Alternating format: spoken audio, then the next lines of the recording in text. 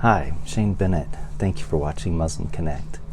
I'm in the Denver airport this morning, heading to Colorado's western slope to Grand Junction and Delta to teach a perspectives class tonight and tomorrow night. It's lesson 15. I love doing lesson 15. It's a chance to launch students into application of the amazing stuff they've been learning through the perspectives course for 15 weeks. I don't know if you're familiar with perspectives. I imagine many of you are. Man, check it out, perspectives.org. It is an amazing course. I've seen lives head into perspectives going this direction, come out of perspectives going that direction.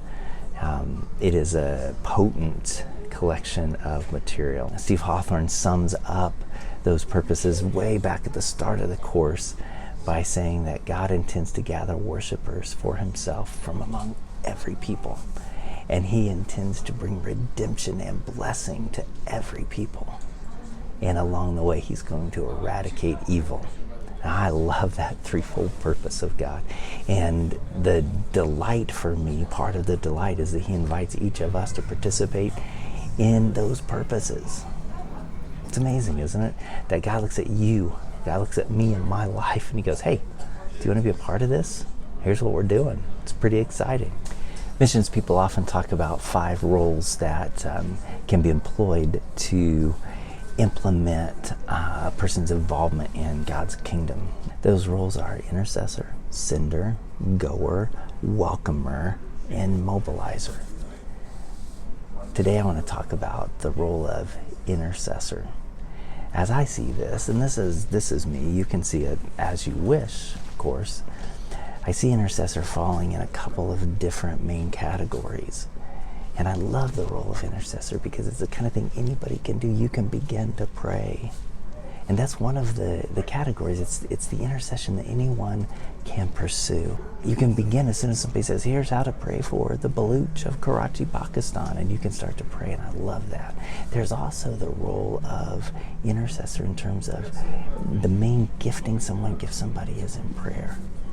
And it's countercultural, it's somewhat foreign to me, but I've seen people who lived out this kind of role. And I suspect their value to the kingdom and the way God uses them to advance his kingdom is beyond what I understand. And I want to bless people in that role. And if that happens to be you watching this video, can I just tell you, keep at it. Grace to you, joy to you in the lonely, tough hours of interceding for God's purposes. Then there's the whole other collection of intercession where all of us can do it, and probably it's a more the merrier sort of deal. And I want to invite people all the time to pray for the nations. I want to invite you to recharge your prayer for the nations. I need that invitation almost hourly. Here's some ways you can do it. 1, as you read through the news, pray through the headlines. There are headlines right now in Ukraine, and there are headlines in Texas, and there are headlines in Sudan. And Sudan, it gets a hold of my heart. Pray through those headlines. And then there's the Luke 10:2 prayer. And if you're watching this video on your phone, as soon as it's done, can you do this? Go to your alarm, set an alarm every day for 10:02, except for Sunday, because maybe you'll be in church on Sunday at 10:02. You don't want it going off. Set it to buzz so you're not annoying everybody else. But then when 10:02 hits and that alarm goes off, remember Luke 10, verse 2, where Jesus said, harvest is plentiful, the laborers are few. Ask the Lord of the harvest to send laborers into his harvest, and let's do that. There are 1,000 other great ways to pray. If you have some favorites, please put them down below in the comments. I'll be back soon with more of these roles. United 4727. Thanks for the announcement, United guy.